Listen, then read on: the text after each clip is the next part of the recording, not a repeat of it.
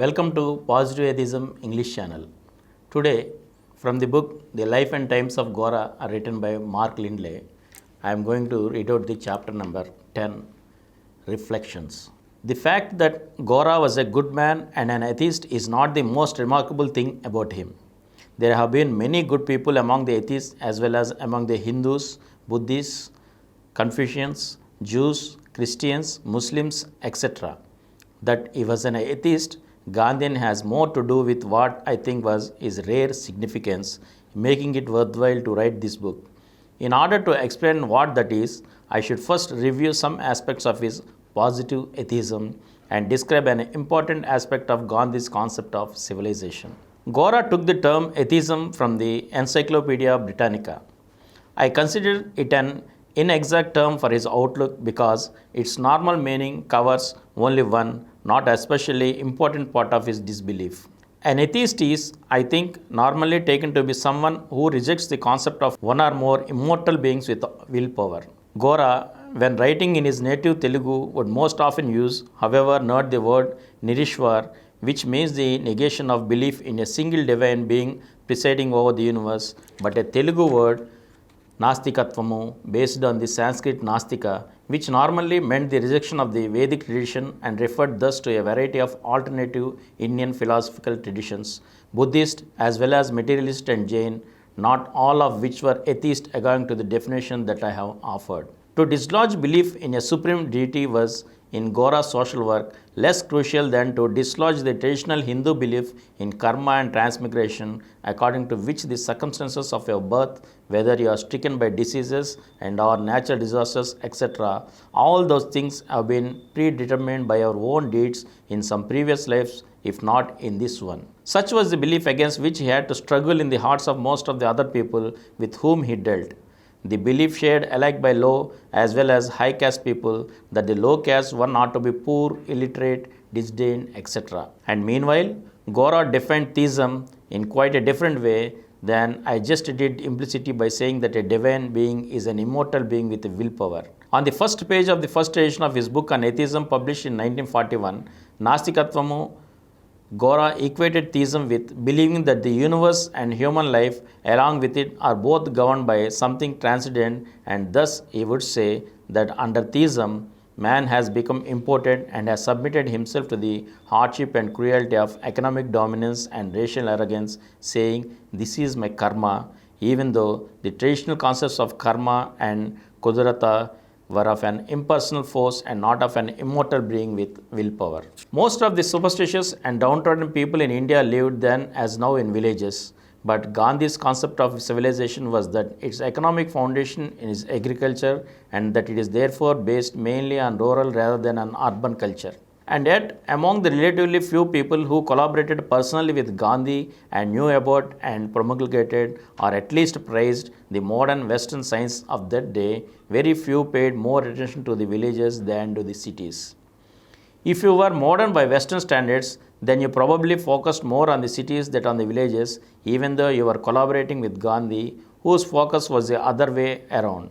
And among the few moderns who collaborated personally with Gandhi but had no tendency to dismiss the villages as hinterlands to where the important things were happening, Gora was the only one who, in addition to having been trained in a Western scientific discipline, himself a scientist the way pseudoscientists do, he called himself a botanist, that is, using the specific name of his scientific discipline, walked like Gandhi from village to village teaching peasants certain things which he thought it was important for them to learn.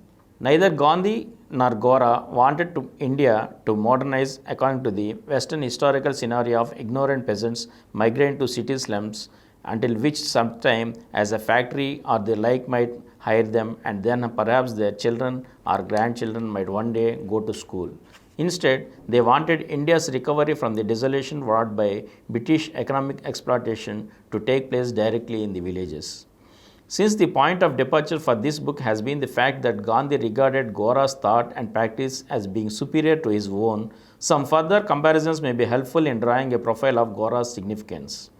There was a considerable overlap between what they taught in the villages, hygiene and self-reliance and non-violence, and doing away with untouchability. But Gora taught also a comprehensive set of primary and secondary school type subjects which Gandhi did not teach in his public discourses. And Gandhi taught some things which Gora did not. Worship of Rama is an example that comes immediately to mind, since the Hindu fundamentalists have made great use of that cult to stir up violence against Muslims. But there was no bigotry in Gandhi's devotion ever since childhood to Rama. In the following remarks of 1933, he drew implicitly upon the fact that in India it has long been normal for parents, after inculcating their religion in their children, as most parents do all over the world, to choose their children's spouses.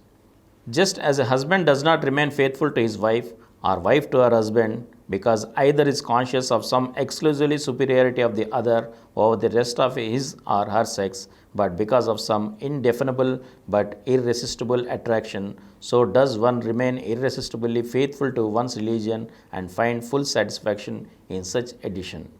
And just a faithful husband does not need, in order to sustain his faithfulness, to consider other women as inferior to his wife, so does not a person belonging to one religion need to consider other religions as inferior to his own. And Gandhi's devotion to Rama differed not only from the Christian devotion to Jesus as the only possible savior, but also, for another reason, from Gora's devotion to atheism. Gandhi told a correspondent in 1928, "You have used the word viewpoint as synonymous with religion. I do not. Whilst I could not press my religion upon others, I would press my viewpoint upon others, as every one of us must.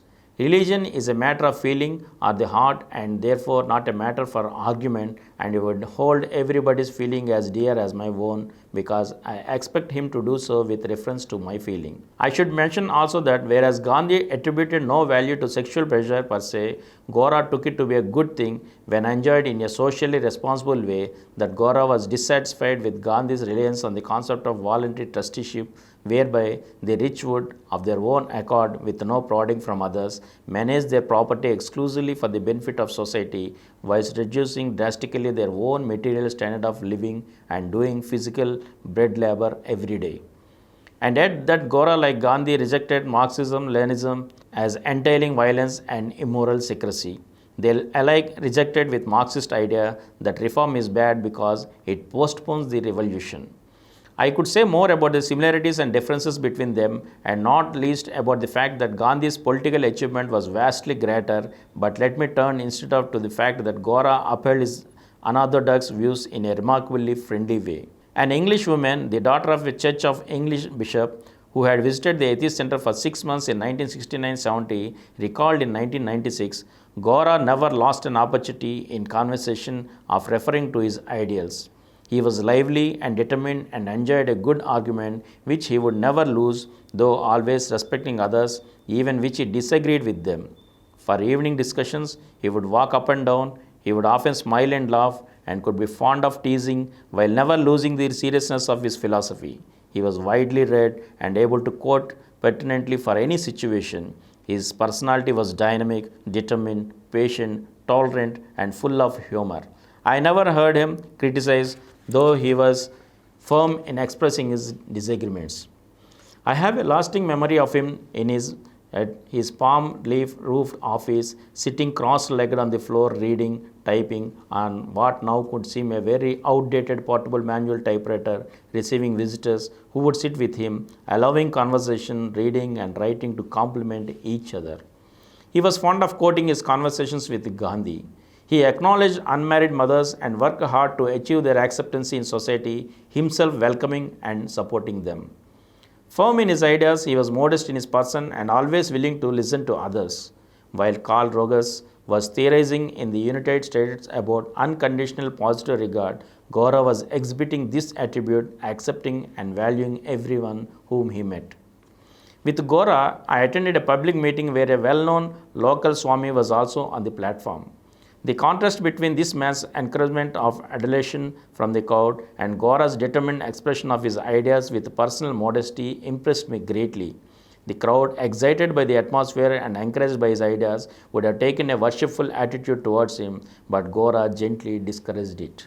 In valuing all humans equally, Gora had particularly message for women. When I arrived, proudly wearing silver bangles which had been given to me as a birthday present, he asked why I should need to wear such baubles and explained that all the women in his family did not wear jewelry as it was a sign of subjugation. Traditionally, women in India would wear jewelry as a sign of their husband's status or as dowry for their husband's family. Determined but modest, firm but kind, earnest but humorous, Gora was a man of contrast and integrity. It seems to be notable that Gora's positive atheism went far beyond rejecting all the superstitious aspects of religion. He and Saraswati, even though they had children of their own to bring up, embraced propertylessness in 1940 in order to dedicate themselves to broader humanitarian service. This was, of course, one of the main reasons why Gandhi admired him in spite of their differences. I find it perfectly sensible of Gandhi to have admired people for reasons of that kind rather than for their explicit philosophical views. But at the same time, I admire Gora's philosophical enterprise. How often is theism nowadays as truthful as his atheism was? Thank you. We'll meet in the next episode again. Please download Samaram multi-channel app and watch your favorite channels from your mobile. App available on Google Play Store and subscribe to the channels. For more videos, please subscribe to this channel Positive Atheism and activate the bell icon.